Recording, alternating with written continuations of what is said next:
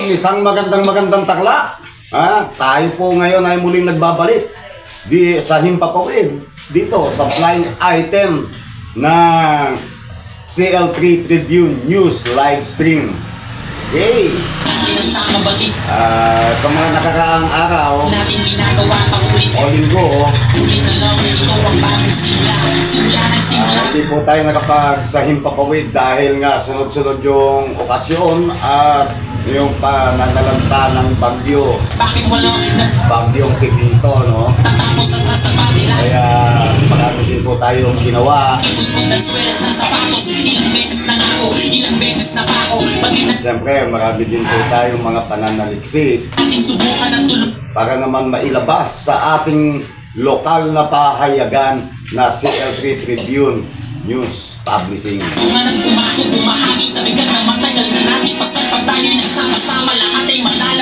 At siya nga pala, kasamang Raymond, pinasyalan tayo ng ating mga kaibigang mga IPs. Yung chieftain, no? Mga chieftain dyan sa bayan ng Kapas. Siyempre, babanggitin ko yung mga pangalan nila. Siyempre, si George de Guzman ng Sitio Tambu. Ayan, si Burol Ocampo, no? Ng Sitio Dalig. Itong si Rodrigo Evangelista, no? Si mga chieftain po ito. Sitio Pantol. Si Chieftain Jerry Gutierrez ng Sitio Maligaya. Pablo Manalo ng Sitio Alaran. Rodel de la Cruz ng Sitio Malalat Satlay. Siyempre si Armando Gutierrez ng Sitio Manyalol. Jober Ocampo, no? ng Sader. Hindi ko masyadong maintindihan itong mga yung mga pangalan ng mga mga sityo nila dahil sila yung nagsulat dito kahapon. Si Edgar Elacio, no? Pisabungan ng Sitio Pisabungan. Richard Sumdong ng Sitio Duray. Jun Gutierrez ng Pilyen. Yan ang mga chieftain ng mga indigenous people dyan sa bayan ng Kapas. Magandang tapas po sa inyong lahat dyan. At siyempre si Gab Capis, yan, si Gabriel Capis, ang ating coordinator dyan sa mga IPs. At siyempre nabanggit natin yung mga IPs, siyempre babatiin na rin po natin ang ating kaibigan na walang iba kundi si Berhel Sanchez dyan sa bayan ng Banban sa Santa Rosa, no? Sitio Santa Rosa. At siyempre ang IPMR municipal level na mga IPs, no? Representative ng IPs dyan sa bayan ng Banban na si SB na siya ngayon. Hindi lang pastor, SB pa. Yan si June Tolentino. Kumusta mga ating mga kapatid na mga IPs?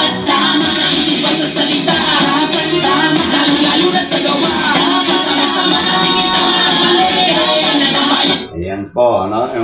Siyempre, batiin din natin, no?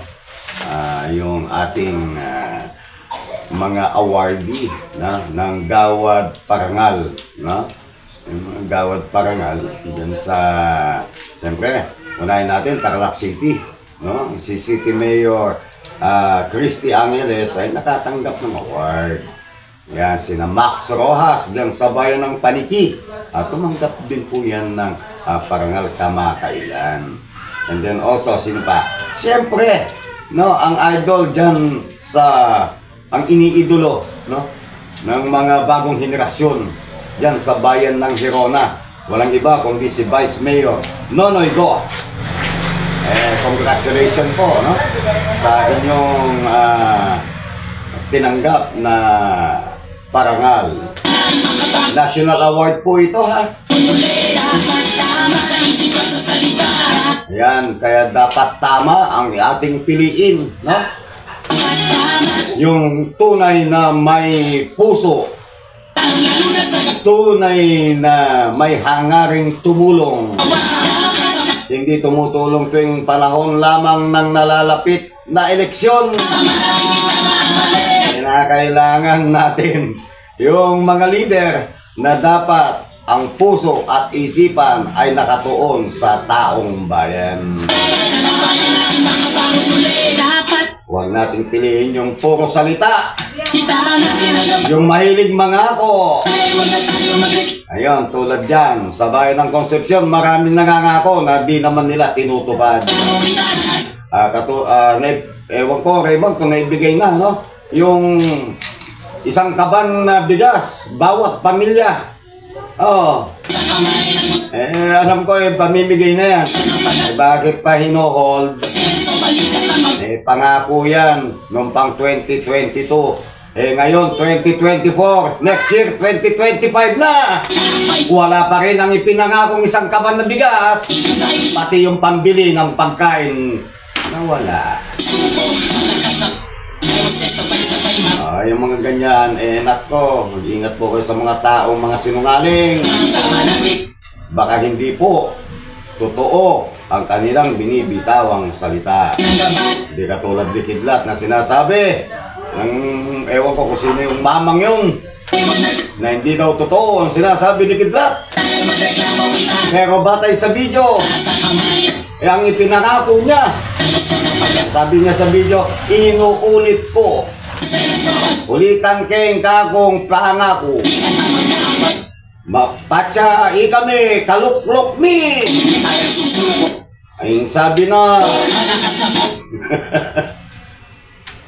di nagdalan tunggal kabanabyas bawat pamilya. Nasaan na yung pangako?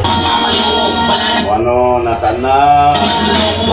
Nakaredy na yung kamalid ng kaibigan ko dahil magbuhat 2022, inaantay na niya pang-upo. July 1, 2022, inaantay na niya yung mga bigas na yan. Kaya pinagawa niya yung garahe niya ng tambakan ng bigas. Tawa ko doon sa kumpare. Alam pinagagawa mo, kako, Raymond. Sabi niya, eto kanya, baka kapag ka na ibinigay yung bigas, sabi niya na pangako ng mama, dito ko ilalagay, marami-rami ngayon, sabi niya.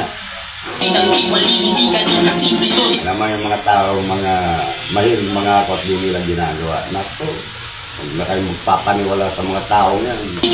Ibig sabihin, wala siyang paninindigan. Mga taong nangangako na hindi nila ginagawa. Nangangako sila para lang makakuha ang inyong boto. Makakuha ang inyong mga tiwala. Pero tandaan ninyo, mga politiko kayo. No? Hindi po lahat bobo, hindi po lahat tanga, hindi po lahat uto-uto. Kami ang inyong boss.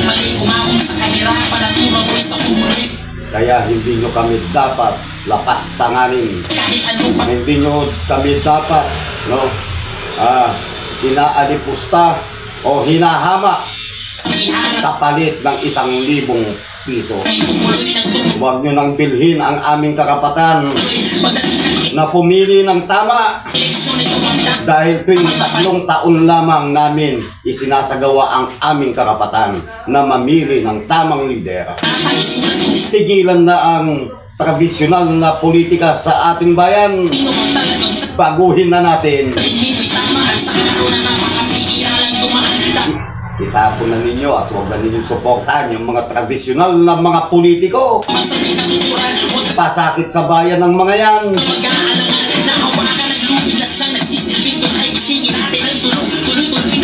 Nais ko rin batiin nga pala, no, dahil kahagabi nandyan ako sa bayan ng Concepcion kung saan nag-cover ako ng meeting, no, ng Team Pula. At doon ko narinig mismo, no, kay Max Rojas, yung paniki mayor Max Rojas, na maraming klado. Alam nyo, talagang dapat lang na piliin natin magiging leader. Kasi kapag yung leader, no, sabi nga yung makikita mo yan sa kanyang accomplishment. Kung ang isang leader, isang accomplishment sa loob ng isang termino, ang isang termino ay 3 taon, ibig sabihin hindi nagtatrabaho yan. Pagkatapos ang proyekto niya ay hindi direktamentong para sa masa. Di ba? Ang benepisyo niyan, naku, baka benepisyo sa bulsa.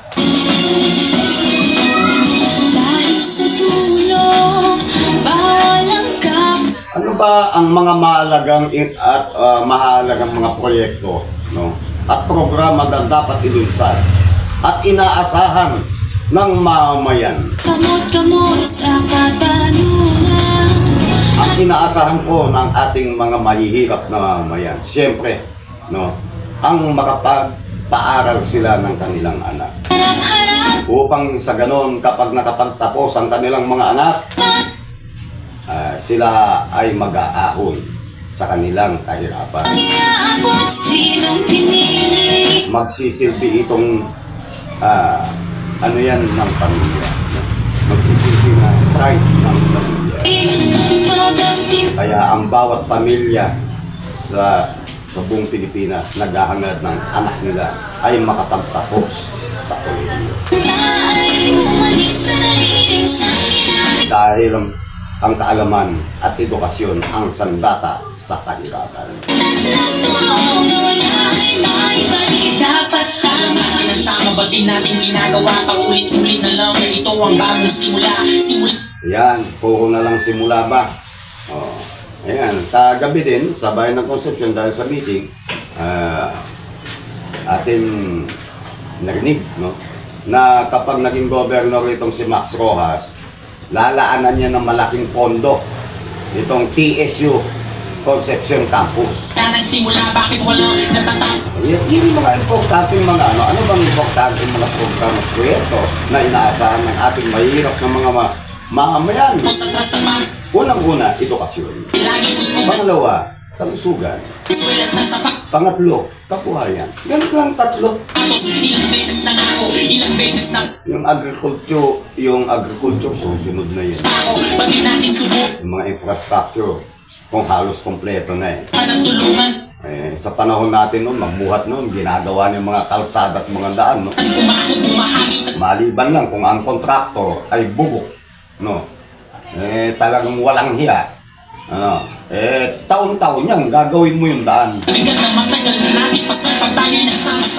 Yung mga kontraktor na hindi na wala namang kaalaman, basta makakuha lang ng kontrata. Sayang ang pera ng bayan. Pero mo yung mga daan, ginawa ngayon, after few months, sira. Meron lang isang mama niyan, sabi niya, ba't ko patitibayin? Di wala na akong gagawin. Tama ba yun?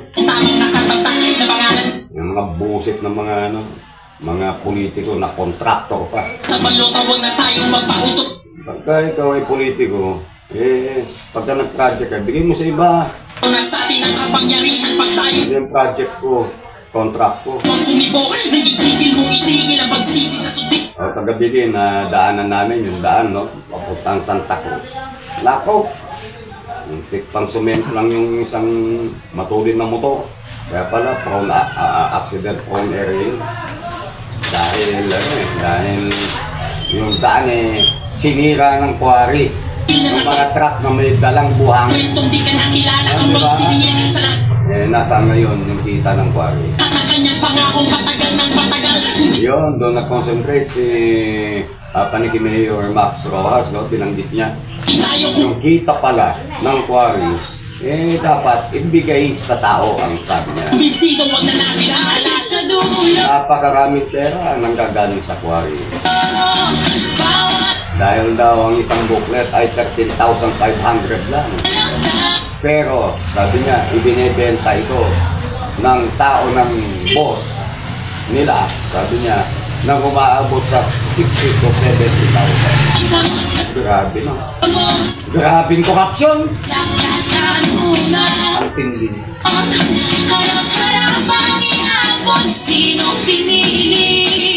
Kaya dapat mamili tayo ng tama. Saan ba yung dyaryo, yung draft ng dyaryo? Basahan natin sila ng balita. Dapat tama sa salita, dapat tama, lalo na sa gawa. Sama-sama natin itama ang mali, natamayan natin makabangon ulit. Dapat tama sa isip at sa salita, dapat tama, lalo na sa gawa. Sama-sama natin itama ang mali, natamayan natin makabangon ulit. Dapat itama natin ang gabay, huwag na tayo magreklamo. Itara sa kamay na gusto ng pag-asenso, balikan na magpapay, hindi tayo susuko. Malakas na poses, sabay-sabay maramdama natin ang gabay, huwag na tayo magreklamo. No, kita natin, no? Sa kamay. Ayun, ito sa headlines, no? Ng CL3 Tribune News Publishing. 2 billion plus loan ng Capitol. Pahirap sa mga Tarlakenyo. Hindi tayo susunod. Malakas na boses, sabay-sabay mangako. Walang magpapaloko, wala nang magluloko. Totoo kaya ito, no? Sabi dito pagka nagkatotoo ito Mga utang, may utang yung apo natin. Pilipino, hindi mga bobo. Sabi ko nga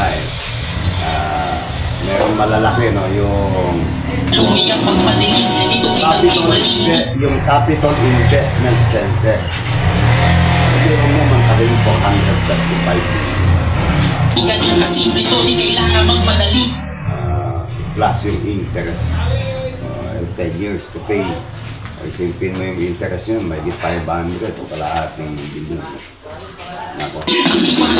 Tapos wala naman umuupo pa. Ang tanong, kaya kayong bayaran ito, no? Nung kikitahin nung Capital Investment Center.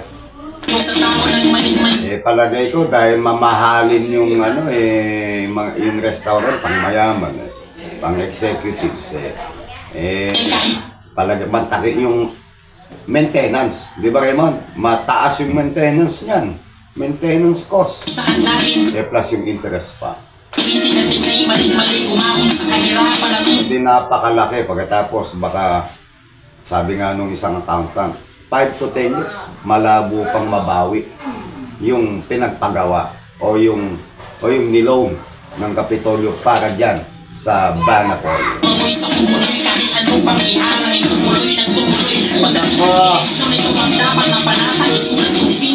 Alam mo, kinikwenta natin yung yung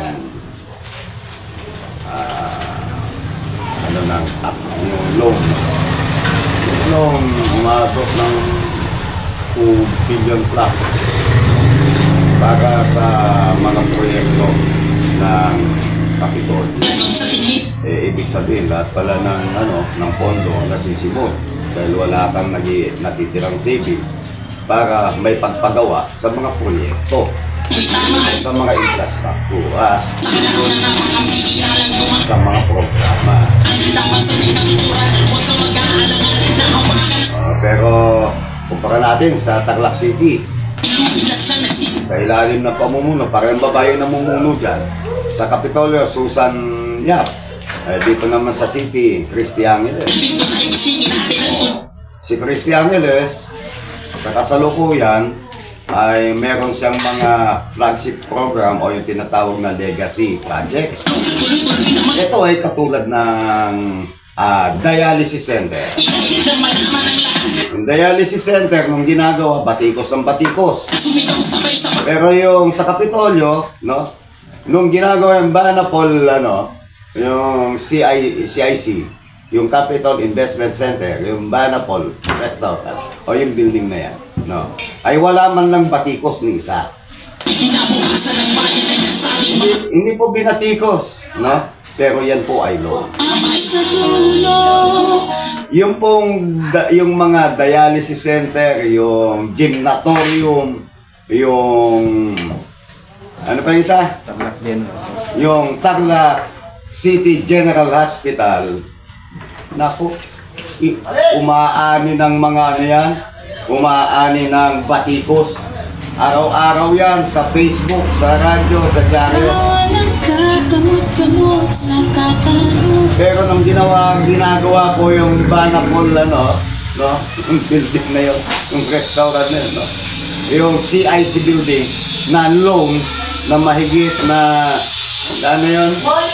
435 million, no? Wala po ni isang batikos, no?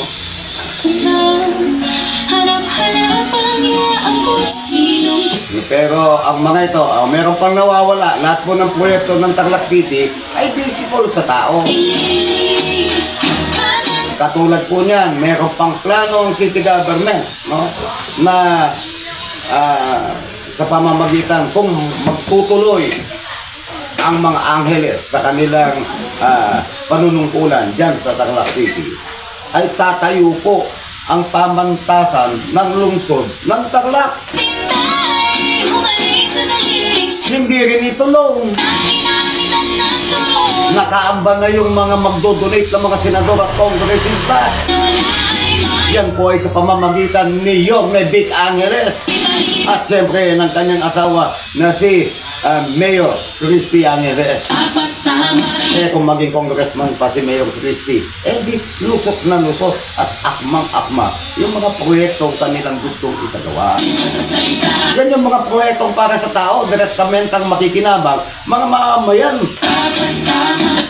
Hindi yung mamamayan tuwing eleksyon. Ayun, biro mo, yung, alam mo, rin mo natatawa ako pagka-eleksyon, katawa-tawa itong mga politiko. Biro mo yung mga dating hindi nila ginagawa nila ngayon. Meron pa sakay-sakay sa bike, ay try bike.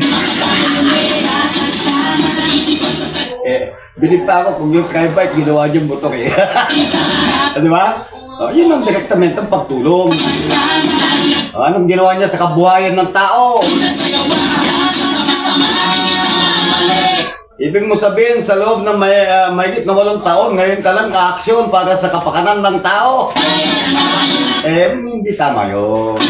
Dapat, kahit na walang eleksyon, uma-aksyon ka para tugunan ang mga pangangailangan ng iyong mga kababayan.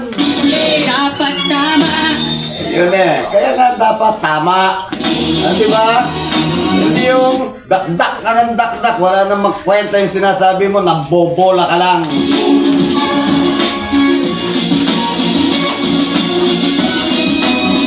Dahil sa tulong, bawal ang kakamot-kamot sa katanungan.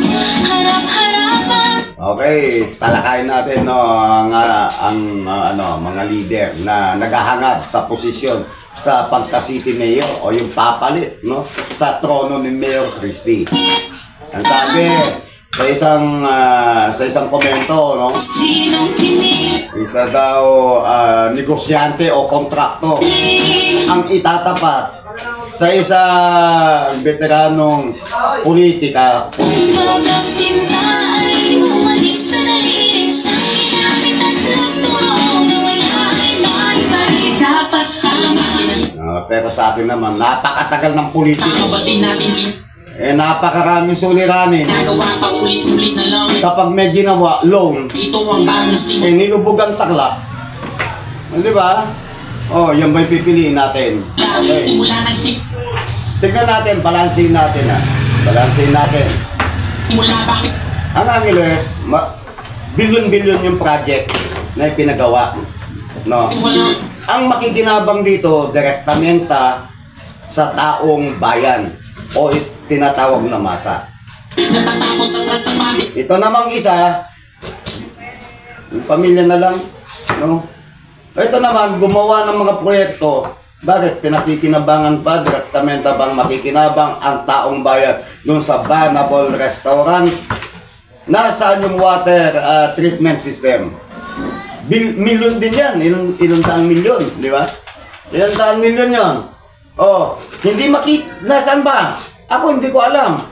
Nasa media na ako, hindi ko alam kung nasaan yun. Oh. Inutang uli yun. Oh. Yun yung mga project ng dalawa. Ito may project, direktamente ang makikinabang ng tao. Pinakikinabang tulad ng dialysis center. Pinakikinabangan ng tao. Animal bite center, pinakikinabangan ng tao. Oh. Yung gym na to, pinakikinabangan ng tao. Kaisa Convention Hall, pinagdadausan ng mga okasyon dito sa city. Oh.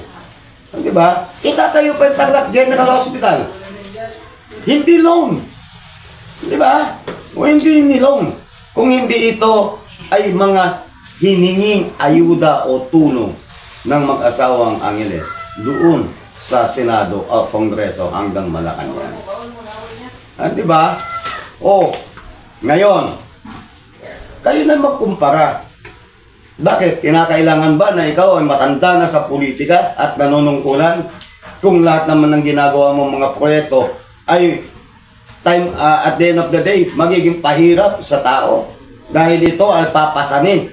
Di ba? Papasanin ng mga taxpayer eh. Di ba? Oh.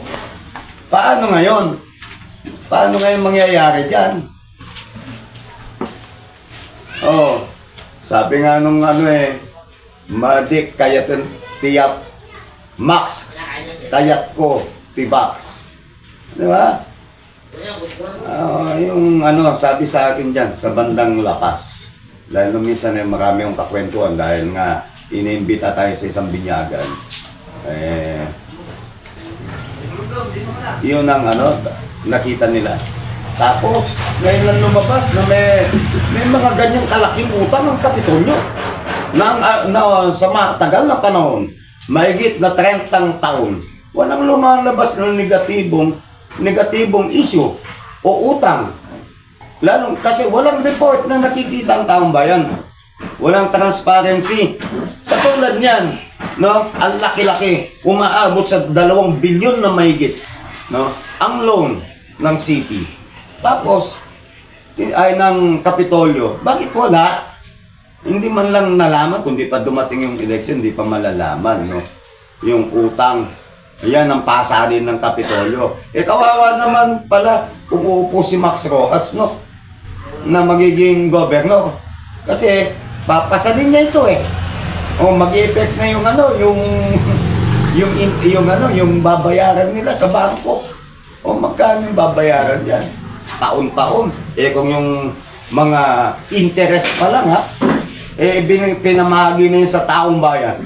O kaya inayos yung balog-balog, tumulong sila. Yan ang nilakad nila sa Maynila. O din umandag na. Di ba? Sabi nga ni Max Rojas, ang laki ng pera na sa quarry. Bakit pa kinakailangan mangutang ang Kapitolyo? Alam po ninyo, meron po kaming ginagawang research regarding dyan sa TPH, kung yung blue building, may pangalan ba yan? Kasi dapat pagka tinayo mo may pangalan yan. Yung building na yan. Naka-attach ba yan doon sa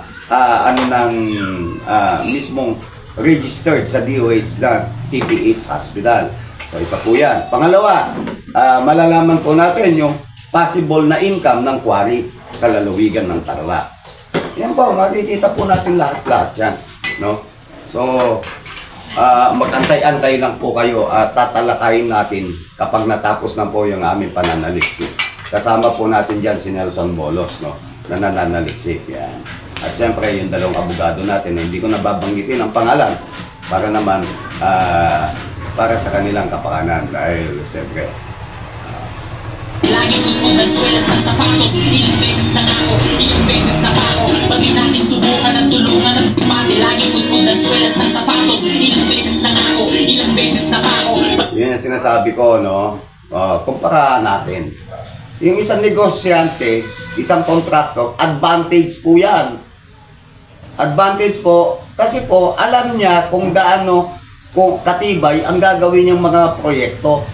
Negosyante, mas yan, ang ibig sabihin, kapag negosyante ka, mahalaga sa'yo, yung yung sentabo.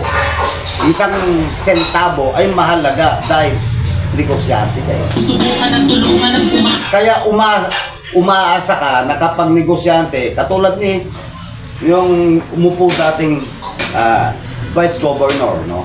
Si former Vice Governor Kiko Wangko, no? Mitikuloso yun.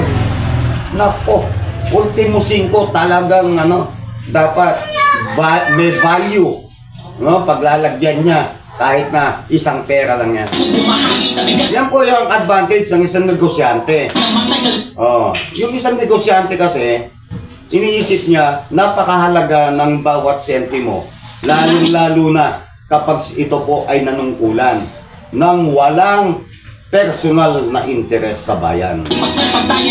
Ito yung actually itong mga maglalaban, pinagkukumpara nila isang negosyante, isang kontraktor, baka daw gamitin ito sa personal nilang interes o kapakanan.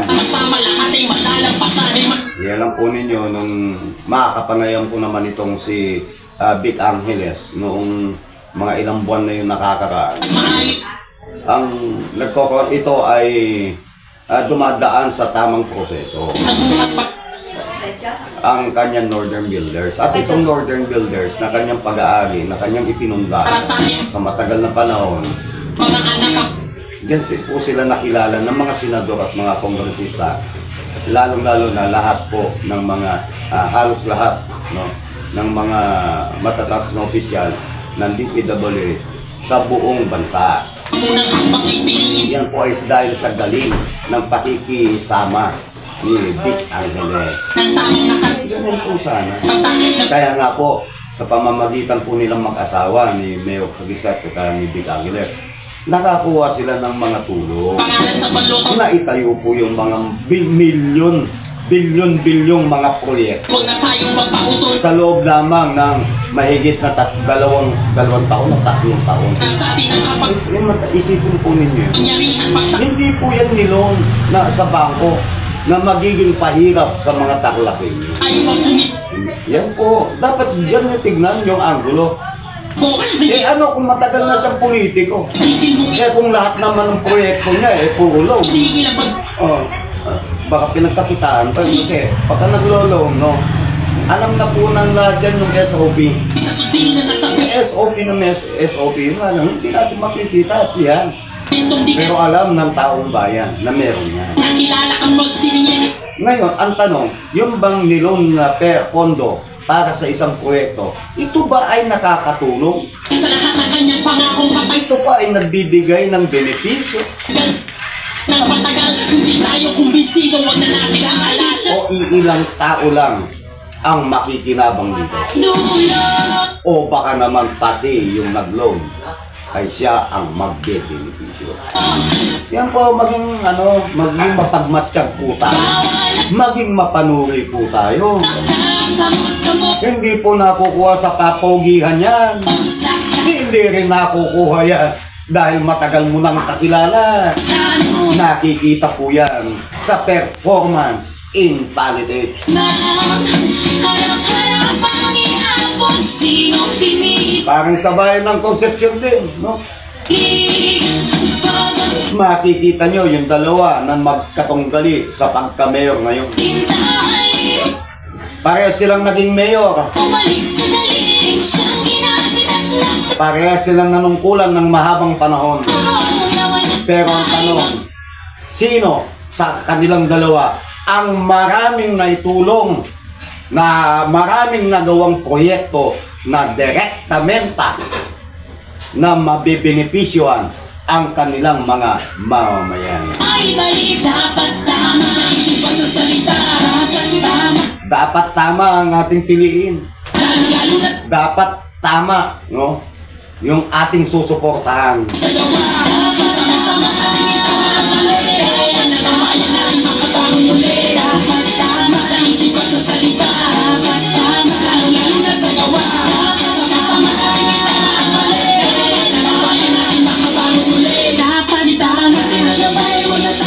Yan ng skarte dyan dahil siyempre yung kuminsan kasi tinitignan natin yung popularidad ng tao eh. Yung nakagisnan na kultura na yan, eh kailan pa natin papalitan yan? Kailan pa tayo aangat? Kung yung yung makalumang kultura ng politika sa ating bansa, baguhin na natin. Palitan na natin. Alam niyo kung bakit? Eh pwede naman palang gumawa ng isang proyekto na hindi nangungutang. Eh bakit natin gawin? Oh. Diba? Pwede ka naman pala na kahit na hindi ka sinuportahan sa isang barangay, ay hindi mo na kinakailan takutin pa sila. No? Pwede din pala na kapag kahit yung isang leader, eh kahit hindi niya kaalyado, ay pwede niyang tulungan dahil ang iniisip niya ay kapakanan ng mga mamayan doon sa barangay na kung saan yung kapitan doon o kung yung bayan na yun ay hindi siya sinuportahan. Di ba? Tulungan at bumahagi sa bigat. O sino? Ilang tao lang yan. Pero nadadamay ang napakaraming mamayan. Lalong-lalo na po ang kawawa dito, yung mahihirap ng mga kababayan po natin. Kaya may yung mga busit ng mga tradisyonal na politiko. Abay, huwag na ninyong tangkiligin niya. Huwag na ninyong sinusundan-sundan na para kayong mga aso sa likod niya. Pinagsama-sama lahat ay malalampasan ay mas maayos na buhay. Itaas naman ninyo yung dignidad nyo. Mas para sa akin mga anak ang unang hakbang ay piliin ang tamang nakas. Alam nyo, tapos silaw-silawin kayo sa pera. No? Pero na yun, di naman ninyo alam kung saan galing. Baka galing yan sa sugal, koleksyon sa sugal, koleksyon sa kwari. Ay nako. Yan ang sinasabi ko, dapat yung mga politikong mga ganyan, huwag nang suportahan para sa ganon. Mabago ang sistema ng politika dito sa ating lalawigan. Sa Kristong di ka nakilala kang magsiningin sa lahat ng kanyang pangakong patagal ng patagal. Kung di tayo kumbinsido, wag na natin aalasado. Yun, no? Yung mga pangako na patagal ng patagal. Kaya kayo, kapag hindi na kayo kumbinsido, huwag nyo nang ihalal. Bawal ang kamot-kamot sa katanungan. Harap-harap ang inabot, sino pinili? Bagang tinta ay umalik sa dalig. Siyang ginamit at nagturo na wala ay maibalik. Dapat tama ang isang pagsasalita. Dapat tama, lalo na sa gawa. Sama-sama natin ito ang mali. Nanabayan na rin makabangon ulit. Dapat tama sa Okay, muli, bukas nga po ng bandang alas 4 ng madaling araw magkakaroon ng fun run dyan sa bayan ng Gerona. Ayan po. Kaya abangan po natin, no, yung mga gustong makilahok dyan sa bayan ng Gerona para sa fun run. No? Ito po ay pangungunahan ni Vice Mayor Nonoy Go, SB, no? Sangguniang Bayan Member Attorney Manny Garagasin, at siyempre yung team mabuti. Ayan. So alas 4 po ng umaga yan. And then sa hapon, bandang alas 4 naman, meron yatang parapol si Vice, no? Okay, abangan po natin yan at atin i-cover yung affair na yan. Ayan, mabuhay po at siyempre malapit ng piyesta ng bayan ng Gerona, no? So happy piyesta po. At siyempre dahil malapit ng Pasko, naku Raymond, mag-wish ka daw baka sakali daw sa taon na ito matupad Okay, anong wish mo? Sana lahat ng ninong umaten. Lahat ng ninong umaten. Wala na tatago yung mga ninong Okay, ang wish. Ako piniprepare ko yung wish ko para eksaktong Yung nag-iwis ako hindi sa 24 o 31 ng December. Nag-iwis ako doon sa bago pumasok yung December 1. Yung alanganing oras yung 2 to 12 AM ng December 1. Yung eksakto siyang babagsak. Talagang inaantay. Yun yung naging kaugalian ko. At sana ang miss ko mabago na ang political culture sa ating probinsya o ating bayan. Sipag sa salita, dapat tama, lalo na sa gawa. Sama-sama natin itama ang mali. Okay, tuloy natin yung comparison.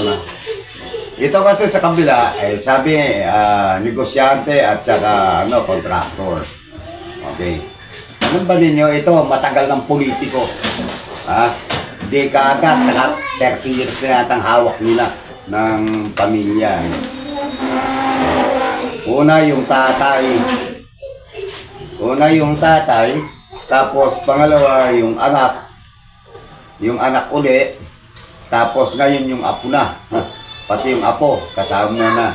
O, ganun din sa kabila. Ayan. Mag-asawa at saka anak. Okay. So ngayon ito, contractor itong kabila, ito naman matagal ng politiko. Mga nasa politics. Alam ba ninyo na kapag umuulan problema dito sa MacArthur Highway? Ay yung pagbaha kapag umulan. Lumulubog po yan. No? Pag pumasok ka dito sa may junction, yan. Yung sa motorway ba yan? Ay, bayong. Tapos San Roque, bayan, hanggang doon, diretso. Eftaniedo. Pero, nung umupo to, natugunan po yung perennial problem ng pagbaha dito sa MacArthur Highway at sa ilang portion ng Metro Tarlac City. Metropolitan. Kasi, nasolusyonan yun kasi ito yung advantage na sinasabi ko, contractor yun. At tatagal po yan ng pangmatagalan, hindi pa ng dalian.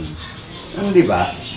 O, natatandaan ko, alam mo ba yung daan ng yung sa Capas to Concepcion? Ilang beses ginawa yung daan na yun. Ayan.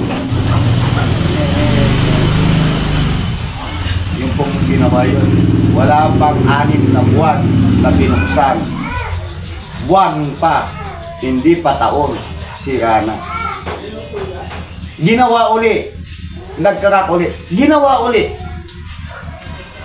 Tinanggal, ginawa, tinanggal, ilang beses po. Magtanong po kayo dyan sa bayan ng Concepcion kung hindi po totoo ang sinasabi ni Kitla. Dahil may mama dyan sinasabi niya na hindi daw lahat na lumalabas sa aking bibig ay totoo. Kaya nga sabi ko nung election na tinutulungan ko siya at sinusulat ko sa dyaryo yung magaganda ay hindi pala totoo yun, sabi niya. Pero nanalo o ngayon mataas na desisyon. Bago kasi kayo magsalita tignan niyo muna sarili niyo.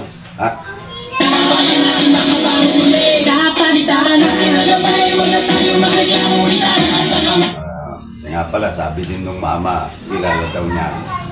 Totoo po yung kilala niya ako. Kaya nga, alam niya na hindi ako kayang bilhin. Tanong niyo yan. Tanong ko, ito naman, meron pang isa pa. Gusto kong balikan dahil nabibigyan tayo nung mga nakaraang mga linggo.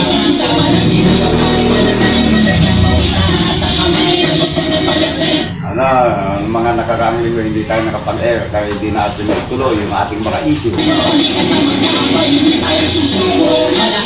Yung tulad ng sino ang sinungaling. Sabagay na banggit ko na pala kayo na yun. Yung isa, yung hamon sa follicle hair test. Hindi ba after ni Mayor Noel Villanueva na magpa-urine test, daming tumawa dun eh. Raymond, daming tumawa, no? Pero respeto natin dahil yun lang yata yung kaya. Pero nung statement niya doon sa interview, doon sa statement pala niya na siya mismo yung nag-live, di ba? Ang sabi niya eh, magsabi po kayo kung anong klaseng test, di ba? O ngayon, may nilagay ko din sa Facebook kung saan siya pwedeng magpa-follicle test. O si Mayor Andy nga pumunta na dun eh. Nagpa-test na eh. O kaya nga may kalbo-kalbo siya dito sa crown ng ulo.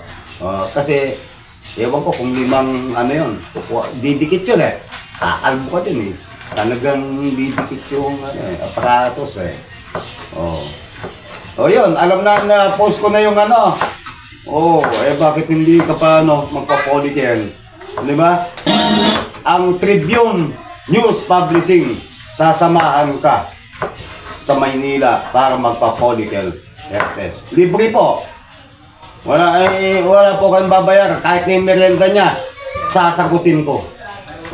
Sagot na natin yung merienda ng mga media na kasangga natin na pupunta para nang mag-witness na magpa-follicle test siya. Yung mama na yon. Pagkatapos nun, ikakasa natin kaagad. Ikakasa natin kaagad yung yung debate. Di ba?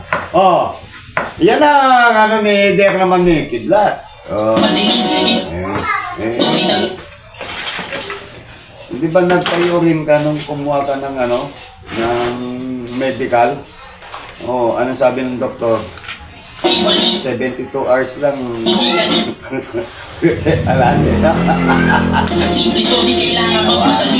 Tawanan ko lang ngayon. Yan.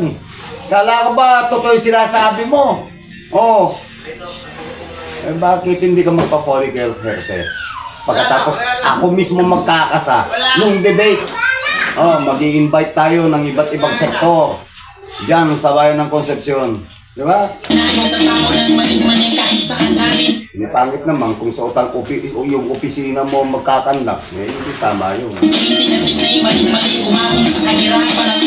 At saka yung pag-uusapan dapat doon, yung mga issue lang na tinatalakay sa bawat barangay, kung sino ang tema ng debate, sino ang sinungaling?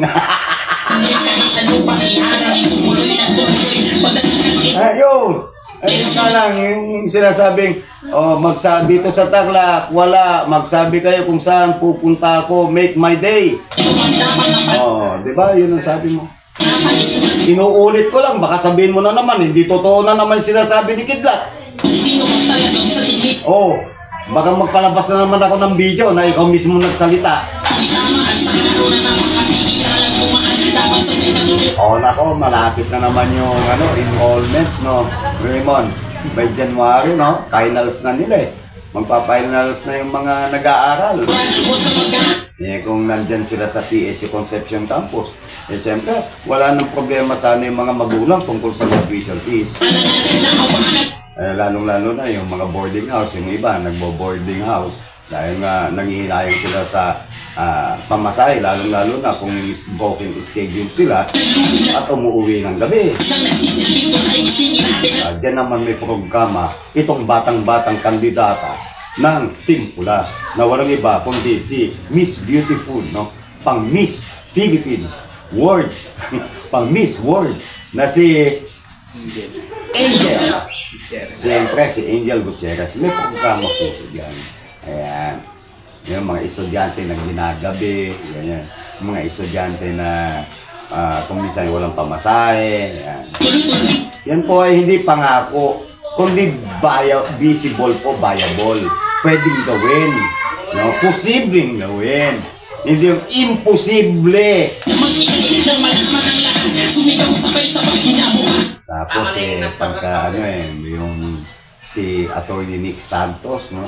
Yung mga mga idol natin gumaganap. Gumaganap. Kahit walang support coming from the local government. Buti nga, kung pwede nga lang i-hold yung sweldo nila, i-hold it. tatanggalin eh. Kaso hindi nila pwedeng gawin dahil maubudsman sila eh. Sa dulo, bawal ang kakamot-kamot. Ay nako, malapit na. Talagang ilang panahon na lang. At saka isa pa, kayong mga politiko, tigil-tigilan na yung pagbabayad. Huwag niyo nang binabayaran yung prinsipyo ng mga butante. Busit kayo. Biro mo, ganyan nyo tapakan ng pagkatao ng bawat butante.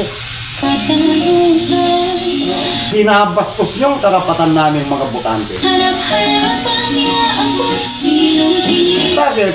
Hindi ba kayo makapangampanya kung walang kwarta? Hindi ba kayo makapangampanya kung hindi kayo mambobolat mangangako ng kung ano-ano? Tulad ng bigas at pambili ng pagkain? Mga yan, mga sinungaling mga yan. Minumurit lang kayo, niloloko kayo. Pero mo mangangako, pag-upo, pagkatapos hanggang ngayon, 2024, 2025 na, mag-i-eleksyon na, wala pa rin. Mga sinungaling kayo, yan, direktamente ako sasabihin, mga sinungaling yung mga politikong mga ganyan. Yung mga ngako, pagkatapos hindi bibigay. Diba? Pagkatapos, mga ngako ulit dahil malapit ng eleksyon. Hindi ba katarantaduhan nyo? Dapat tama talaga sa isip at sa salita. Yan ang tunay na politiko. O syempre, lalong-lalo na sa gawa. Hindi yung kauupo pa lang, iniisip niya makakalaban niya sa susunod na eleksyon. O, iniisip niya kung paano niya tatalunin. O, iniisip niya paano siya mag-iipon ng maraming pera para pambili ng boto, para matalo niya ang kalaban niya. O, di ba? O, sa loob ng 3 taon, yun na yung iniisip niya. Kaya ang resulta, wala siyang programa, wala siyang proyekto na para sa mamayan, lalong-lalo na sa mga katulad namin mahihirap.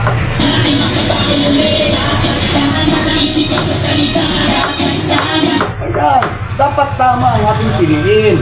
No? Dapat tama yung ating piliin para sa ganon makita, no? Dapat tama. O, sa susunod po, ating tatalakayin, no? Yung mga issue, no? Yung comparison between yung mga naglalaban, tulad po ng, sino ba yung mga naglalaban dyan sa gubernatorial seat, no? Ikukumpara natin yung dalawa, kung sino ba yung dapat at sino ba yung tama. At kayo po ang huhusga kung sino po ang inyong pipiliin. Sino po ang naglalaban sa congressional seat? Yan, tatalakayin po natin yan at ikukumpara din kung ano yung mga kapasidad nila na pwedeng gawin. At siyempre, no, tatalakayin natin yung mga utang ng bawat bayan at ang mga proyekto na kung ang mga proyektong ito ay nakakatulong sa ating bayan o pasakit sa ating mamamayan. Tandaan po din nyo ha. Dapat tama ha. Hindi nagkatama lagyan nabigyan ng Tito Vic and Joey. Tuwa-tuwa na, nagtatalon na. Hindi nila alam. Napakalaking epekto. Ito po si Paul Kidlat Gonzales. Sa likod ng camera si Raymond Manuel. Nagsasabing magandang takla. Hindi po tayo bobo, hindi po tayo tanga. Tayo po ang boss ng mga politiko. Kaya isipin po natin ito ang kapakanan ng mga bagong henerasyon. Isipin po natin palagi, dapat tama ang ating piliin, ang ating suportahan. Magandang takla. Dapat tama sa isip at sa salita.